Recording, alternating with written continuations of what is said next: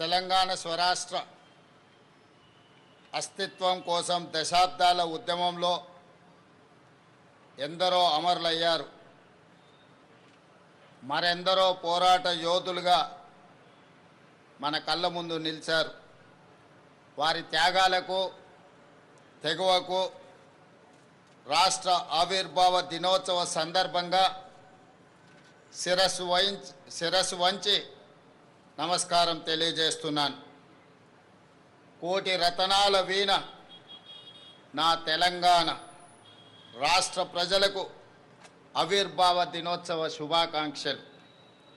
ప్రతి ఏటా త్యాగాల చరిత్రను స్మరిస్తూ రేపటి భవిష్యత్తుకు దిశానిర్దేశం చేసుకునే ఒక భావోద్వేగ సందర్భం జూన్ 2 మనం కలలు గన్న స్వరాష్ట్ర స్వప్నాన్ని నిజం చేసిన ఆనాటి ప్రధానమంత్రి స్వర్గీయ శ్రీ మన్మోహన్ సింగ్ గారు, నాటి యూపీఏ చైర్పర్సన్ శ్రీమతి సోనియా గాంధీలకు 4 కోట్ల తెలంగాణ ప్రజల తరఫున ప్రత్యేక ధన్యవాదాలు, కృతజ్ఞతలు తెలియజేస్తున్నాను. మిత్రులారా, పుట్టుక నీది, చావు నీది, బతుకంత దేశానిది అన్న ప్రజాకవి కాళోజీ మాటలే స్ఫూర్తిగా డిసెంబర్ 7, 2023న బాధ్యతలు స్వీకరించిన క్షణం నుండి ప్రతి క్షణం తెలంగాణ హితమే పరమార్థంగా, రాష్ట్ర అభివృద్ధి ధ్యేయంగా, పేదరిక నిర్మూలననే ప్రాధాన్యంగా ప్రజాప్రభుత్వం పనిచేస్తున్నది. రాష్ట్రంలో అధికారం ఇవ్వడంతో పాటు ఈ 2.5 ఏళ్లలో జరిగిన పలు ఉప ఎన్నికలలో, పంచాయతీ మున్సిపల్ ఎన్నికలలో మా పట్ల మీరు చూపించిన ఆదరణ, అభిమానం మరవలేనిది. ఎవరెన్ని విమర్శలు చేసినా, ఎన్ని కుట్రలు చేసినా ప్రజలు మాకు అండగా నిలబడడం ఎనలేని శక్తిని ఇచ్చింది. ప్రజా సంక్షేమం పట్ల, రాష్ట్ర అభివృద్ధి పట్ల మా బాధ్యతను మరింత పెంచింది. రైతులు, యువత, ఆడబిడ్డల ఆకాంక్షలు, ఎస్సీ, ఎస్టీ, బీసీ, మైనారిటీ, అగ్రవర్ణ పేద వర్గాల సామాజిక న్యాయం, సమగ్ర అభివృద్ధి సాధన కోసం పలు విధాన నిర్ణయాలు తీసుకుంటూ, కార్యాచరణ చేసుకుంటూ 2.5 ఏళ్లుగా నిరంతరం శ్రమిస్తున్నాం. అభివృద్ధితో పాటు సంక్షేమానికి సమపాలలో ప్రాధాన్యత ఇస్తూ పాలన సాగిస్తున్నాం. ఈరోజు నేను గర్వంగా చెప్పగలను, దేశంలో ఏ రాష్ట్రం అమలు చేయని సంక్షేమ పథకాలను మన తెలంగాణ రాష్ట్రంలో అమలు చేస్తున్నాం. అభివృద్ధి, సంక్షేమం ఒక ఎత్తు, ఆత్మగౌరవం, స్వేచ్ఛ, సామాజిక న్యాయం మరో ఎత్తు. తెలంగాణ ఆవిర్భావ ఒక ప్రత్యేక ఘట్టం. దశాబ్దాలు ఉద్యమం చేసి రాష్ట్రాన్ని సాధించుకున్నది కేవలం సంక్షేమం, అభివృద్ధి కోసమే కాదు, ఆత్మగౌరవం, స్వేచ్ఛ, సామాజిక న్యాయం కోసం ఈ గడ్డపై ప్రతి బిడ్డ పోరాటం చేశారు. పెత్తందారీతనానికి వ్యతిరేకంగానే ఈ రాష్ట్రంలో పోరాటాలు జరిగాయి. నాటి రాచరికం నుండి నిన్నటి నియంతృత్వం వరకు తెలంగాణ తిరుగుబాటు చరిత్ర మొత్తం చెబుతున్న సత్యం ఇదే. ఈ చరిత్రకు మనం సజీవ సాక్షులం. రాచరిక ఆలోచనలు, నియంతృత్వ పోకడలను ఓడించి కొత్త చరిత్రను రాసుకోవడం కోసం మీరు ప్రజాప్రభుత్వాన్ని గెలిపించుకున్నారు. ఈరోజు ప్రజల మనోభావాలకు మేము ప్రతినిధులం, సమాజ ఆకాంక్షలకు మేము వారధులం.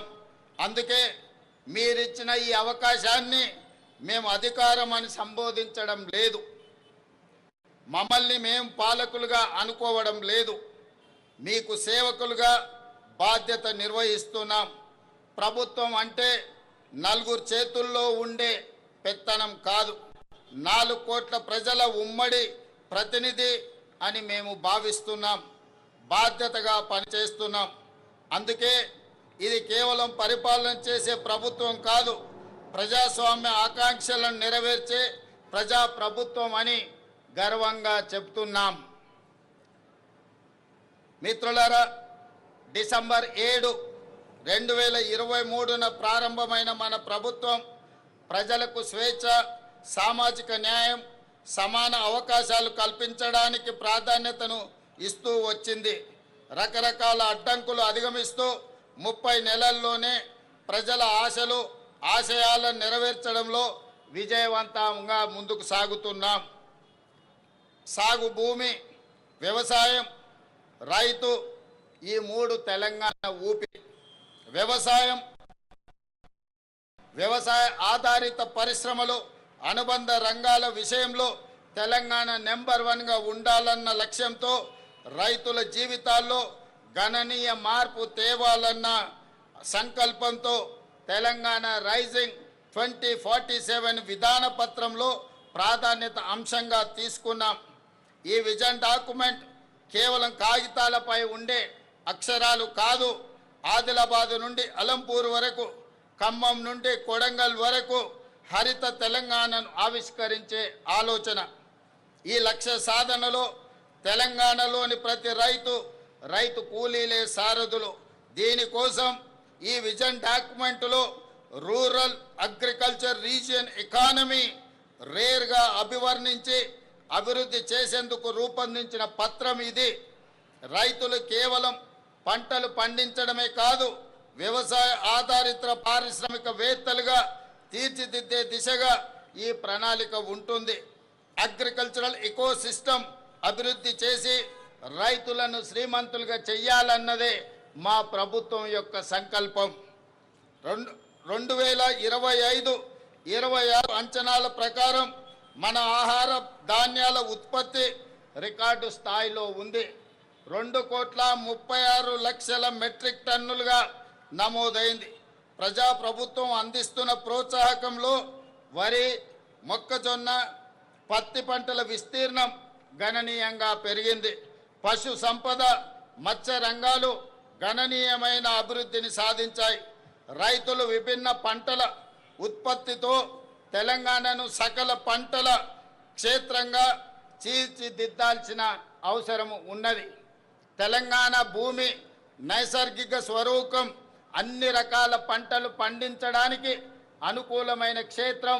ఈ వేదిక మీద నుండి తెలంగాణ రైతాంగానికి నేను విజ్ఞప్తి చేస్తున్నా, కొన్ని పంటలకే పరిమితం కాకుండా అన్ని రకాల పంటలను, కూరగాయలను, పండ్లను పండించడం ద్వారా తెలంగాణ రాష్ట్ర కీర్తి ప్రతిష్టల్ని ప్రపంచానికే చాటి చెప్పే అవకాశం ఉంది.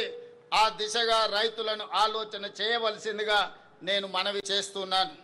ఈ రైతుల కార్యసాధకులు కావాలంటే అప్పు లేని పరిస్థితి ఉండాలి. అందుకే రైతుల నెత్తిపై ఉన్న అప్పుల భారాన్ని తగ్గించే ఉద్దేశంతో ఒకేసారి 2 లక్షల వరకు పంట రుణాల మాఫీ చేశాం. 20,616 కోట్ల రూపాయలు రైతు ఖాతాలో వేసి 25 లక్షల పైగా రైతు కుటుంబాలను రుణ విముక్తులను చేశాం. వ్యవసాయానికి ఉచిత విద్యుత్తును కొనసాగిస్తూనే విద్యుత్తు పంపు సెట్లకు సౌరశక్తితో నడిచే పంపు సెట్లను ఏర్పాటు చేస్తున్నాం.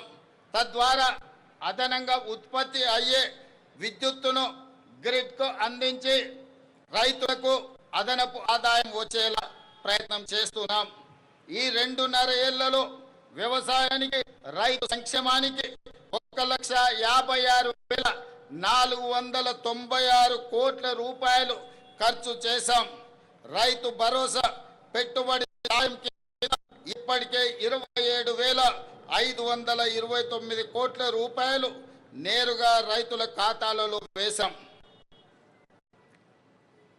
మిత్రులారా, రైతులు దళారుల బారిన పడి మోసపోకూడదని రైతులు పండించిన పంటలు ప్రభుత్వమే కనీస మద్దతు ధర చెల్లించి కొనుగోలు చేస్తుంది.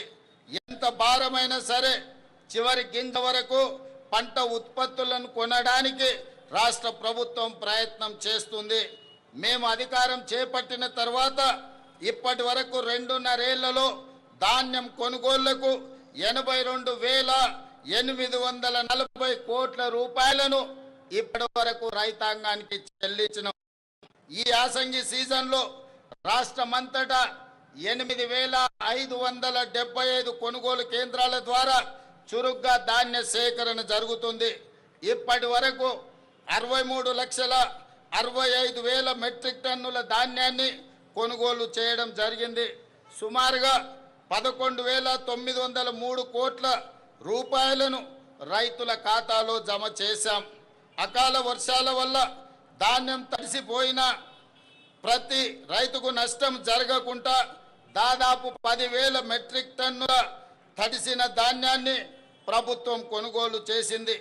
ధాన్యం కొనుగోలులో దేశంలో ఏ రాష్ట్రం కూడా మనతో పోటీ పడే పరిస్థితి లేదు. దేశంలో యాస చెప్పడానికి నేను గర్వపడుతున్నాను. గతంలో ఎన్నడూ లేని విధంగా రాష్ట్రంలో మొక్కజొన్న పంటలు సాగు భారీగా పెరిగింది. ఈ యాసంగిలో సుమారు 16 లక్షల ఎకరాల్లో మొక్కజొన్న, 4 లక్షల ఎకరాల్లో జొన్న సాగు చేసి తెలంగాణ రైతులు కొత్త చరిత్రను సృష్టించారు. మొక్కజొన్న కొనుగోళ్లకు సుమారు 4,275 కోట్లు, జొన్న కొనుగోళ్లకు ఇప్పటి వరకు 1,154 కోట్లు రాష్ట్ర ప్రభుత్వము ఈ భారాన్ని మోసింది.